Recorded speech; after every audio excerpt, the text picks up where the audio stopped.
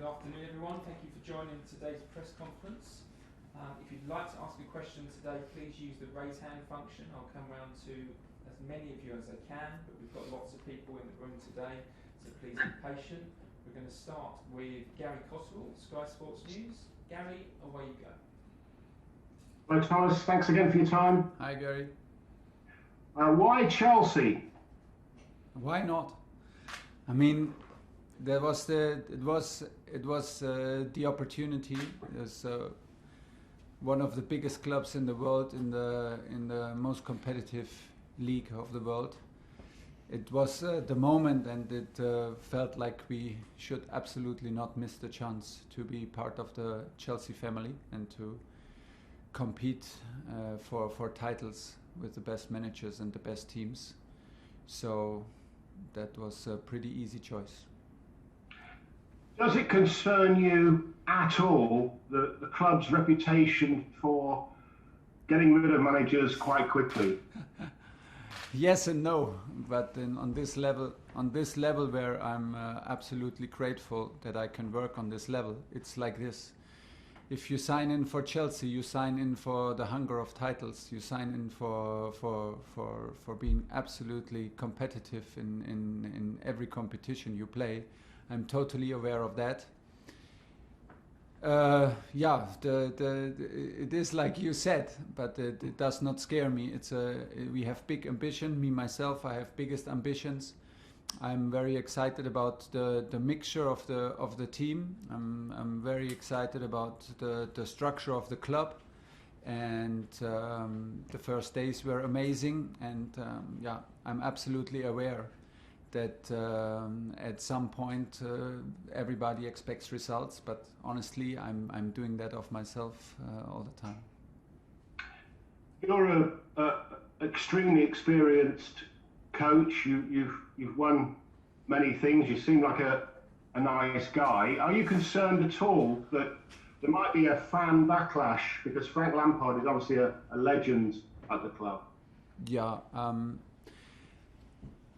A fan backlash, I don't know. I hope not, because that would be hard on the team, because we need our supporters like any team, and in a stadium like ours, and in a club like ours, like Chelsea, to have the fans so close and so close behind the team, it makes really the difference. I can absolutely assume that it's a big disappointment for the fan base to see that Frank was sacked.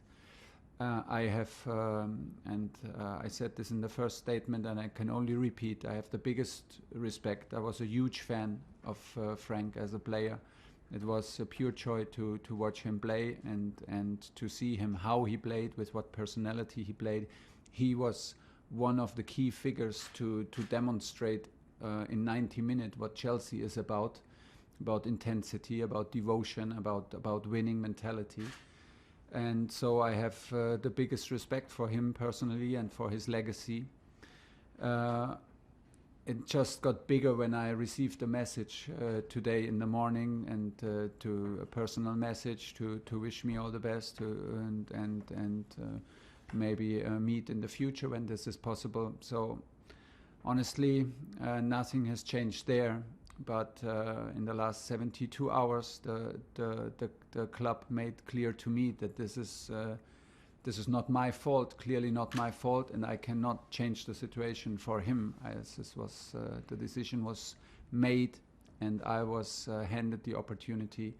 But I mean what I say, like before. Just a final question from me, if I may. Obviously, there's a little bit of a time to go now before transfer window closes on Monday evening. From what you've seen so far, are there any gaps that you need to fill in the squad? No, and it's hard to judge for me right now, because we have now one game, 2 training sessions. I'm very happy with what I see so far, with both trainings and the game yesterday, the performance, the attitude, and the talent and potential. I think we have, the squad is not too big. Right now we have Ngolo Kanete came back today, so we have 22 players plus the goalkeepers. that is regarding our program with 3 competitions absolutely not too much. I have the feeling that right now is the guys deserve to be trusted, and I want to trust everybody. If a possibility comes along that we all agree on making us stronger right away, and okay, we will not hesitate, I'm sure, but it's not like we have the absolute need to do something. Absolutely not. Moose, Talk Sport Radio. Hi Thomas, how are you? Nice to meet you. Hi, I'm fine. You're the 5th German manager to manage in the top 5. I look at some of the others. David Wagner was successful with what he did with Huddersfield. Yeah. Obviously, we've had Jurgen Klopp massively successful, Daniel Farke successful at Norwich. What for you is going to be success at Chelsea? Well, in the end, and the club makes this very clear, in the end at Chelsea, it is about results. It is about results for us as managers. We always try to bring in performance, to bring in like develop players, to improve players, to increase their value, like also as seen as strong performances. And but in the end, like I said, I'm very realistic. I'm in a club whose DNA it is to win and to win, go for trophies. And I'm here to challenge every trophy we play for in the competitions, and that means that, yeah, realistically, this year it's the Champions League and it's the FA Cup. To speak now about the Premier League title there are too many teams in between us. This is not realistic, and we will just lose the focus if we start here.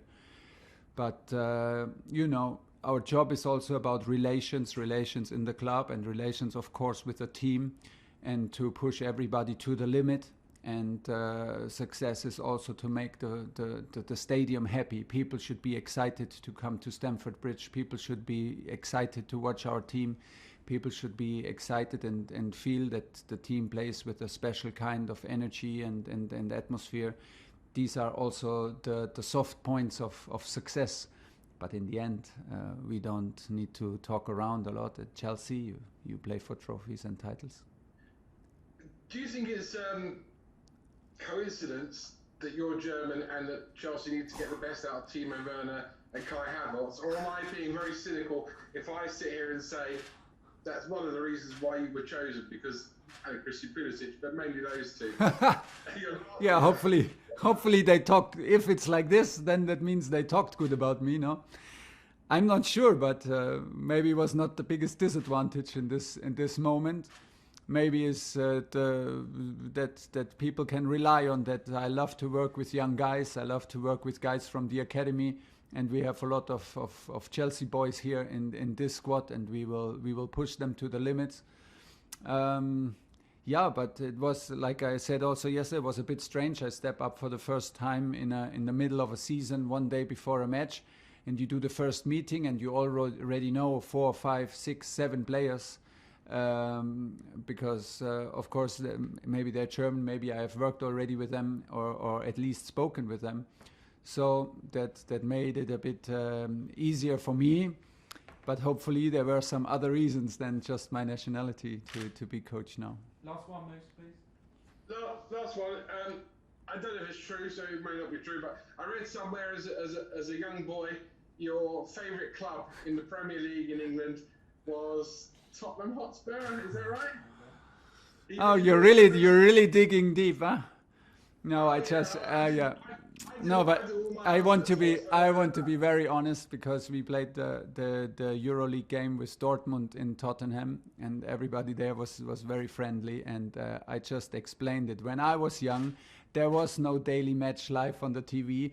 There was no daily match live from Bundesliga. So what I could actually see was 1-2 minutes every 4 weeks, and suddenly a club like Tottenham Hotspurs came across in our sports broadcaster once every 4 weeks. So suddenly I heard the name Tottenham Hotspurs, which was very sounded like a big adventure, and gave me a big advantage on playing with my friends, because they had no idea where that club was. So. and I talked about that story, and I was young and needed the money. Huh? No, but I was young, but it's that was one of my first experiences. I did not even know that it's a club from London, but now I'm absolutely aware that I work for the big rivals, and you can be very, very sure that we do everything to beat them next week. John Southall. Hi Thomas, John here from the BBC. Nice to meet you. How challenging is it to take over a club and a challenge like this in the middle of a season, especially a season like this where there are so many games coming up in a short space of time? Yeah. And you might not get the time you would like on the training ground? Yeah, big challenge, because it is like you say, and we miss the supporters and we miss the energy. But it's not only the supporters that we miss. We miss also, for me, it's crucial to create a certain a special atmosphere and a bond on a daily basis here at Cobham Training Ground in the dressing room.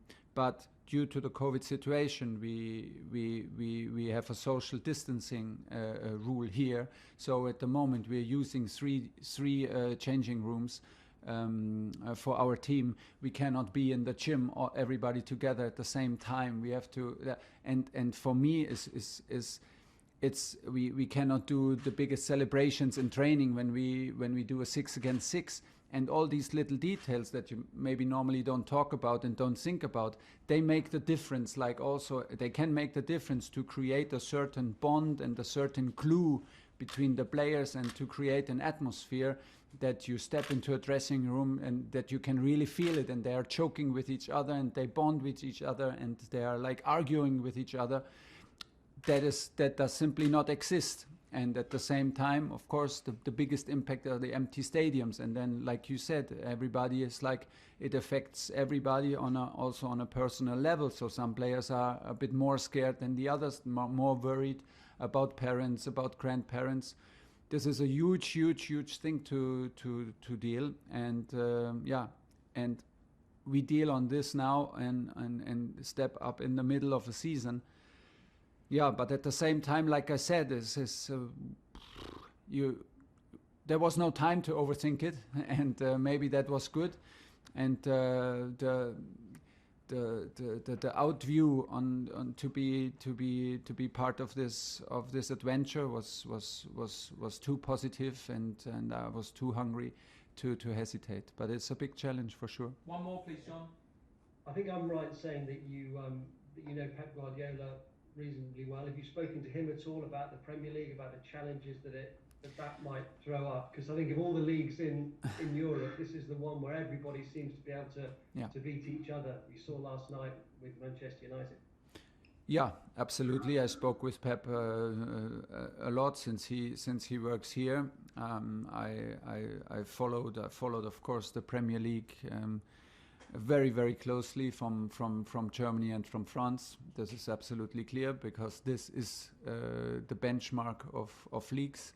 We could see yesterday on a physical level, on the level of athleticism and devotion and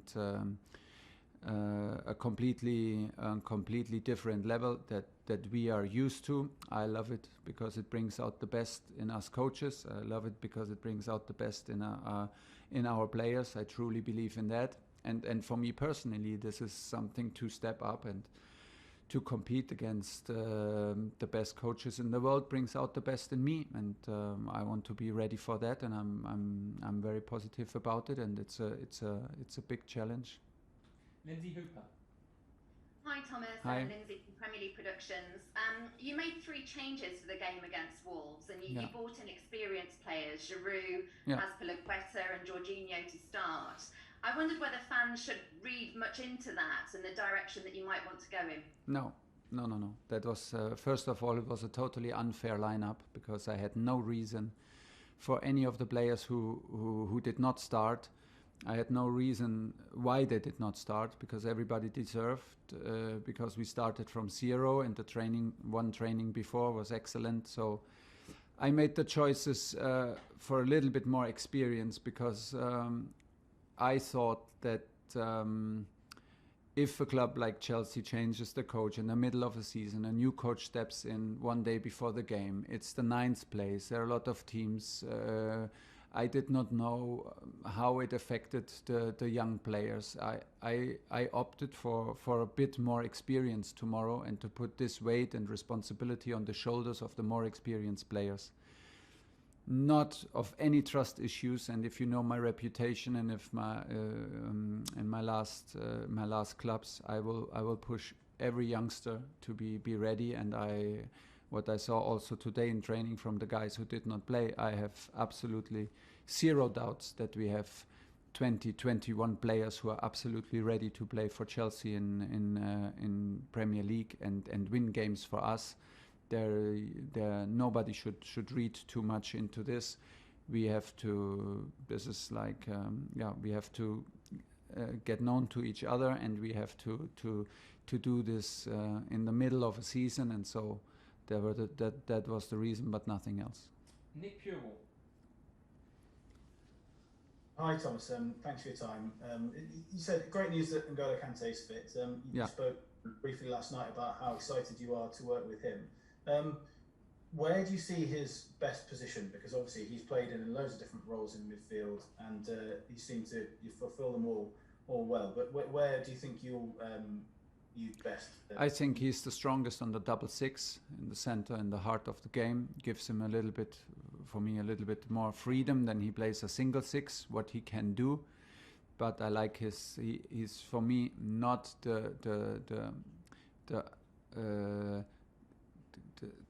his strength is not to be the to care. Turn it around. For me he's a 6 because we can use his energy and we can use his range, his volume in his game, his ability to recuperate and recover balls everywhere on the pitch. For me, he's a guy who's a big helper for everybody, with a big potential, with a mentality of a helper, of a water carrier, but at the same time a world-class player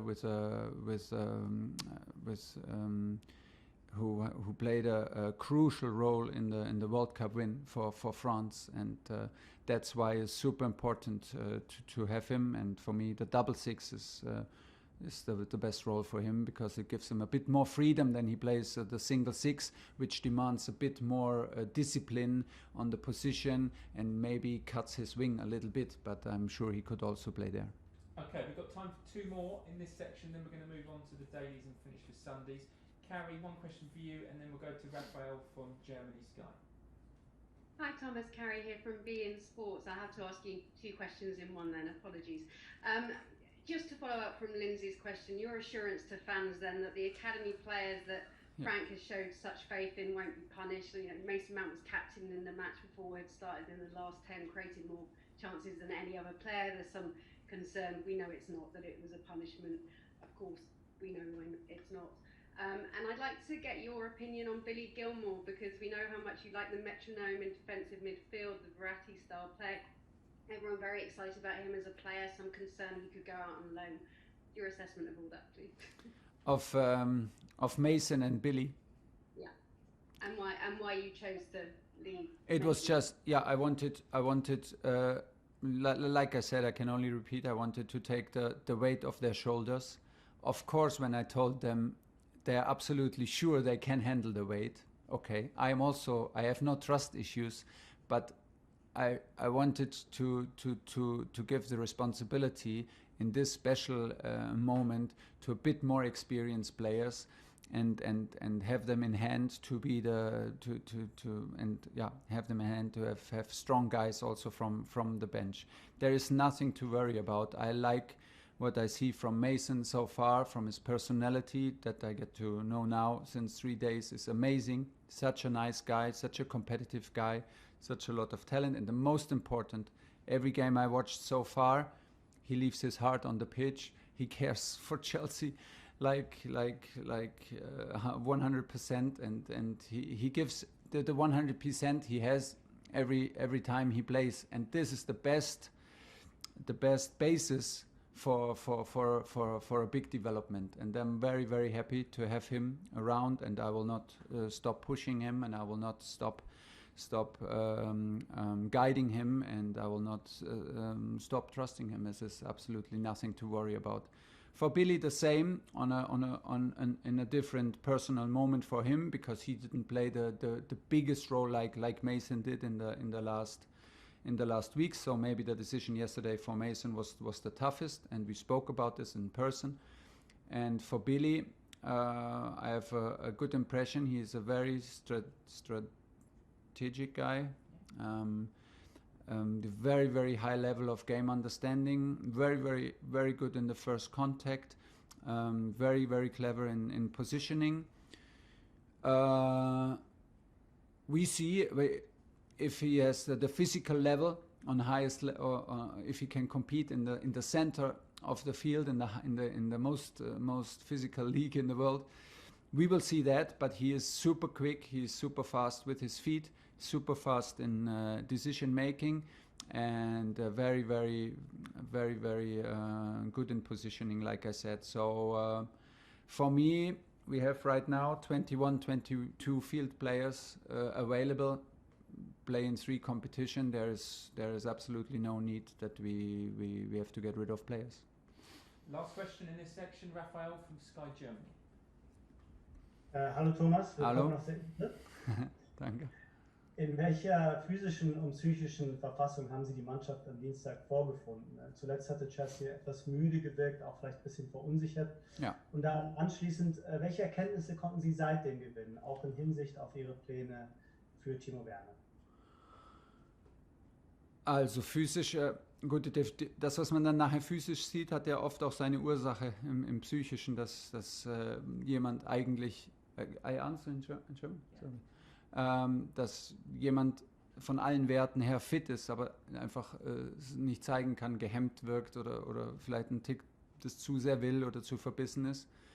Ich bin sehr, sehr positiv überrascht und extrem angetan von der Intensität im Training, von der Intensität gestern im Spiel.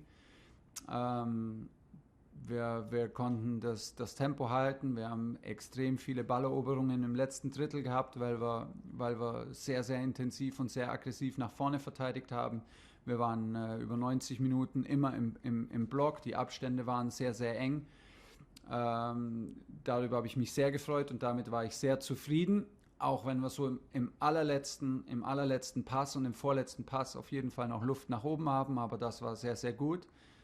Für die Pläne mit Timo ist natürlich klar, dass Timo ein bisschen leidet, ein bisschen hadert, er an allererster Stelle. Und ich glaube, das Wichtigste ist, so wie jeder Spieler unterschiedlich ist, aber so wie ich Timo kenne und ihn jetzt natürlich noch besser kennenlerne, ich glaube, er braucht jetzt einfach viel Zuspruch, viel Vertrauen in seine Qualität, und wir brauchen auch eine gute Position für ihn, dass er so ein bisschen zwischen dem linken Flügel und zwischen dem Mittelstürmer in der letzten Linie spielen kann, dass wir ihn dort in Geschwindigkeit hinter die letzte Linie bringen.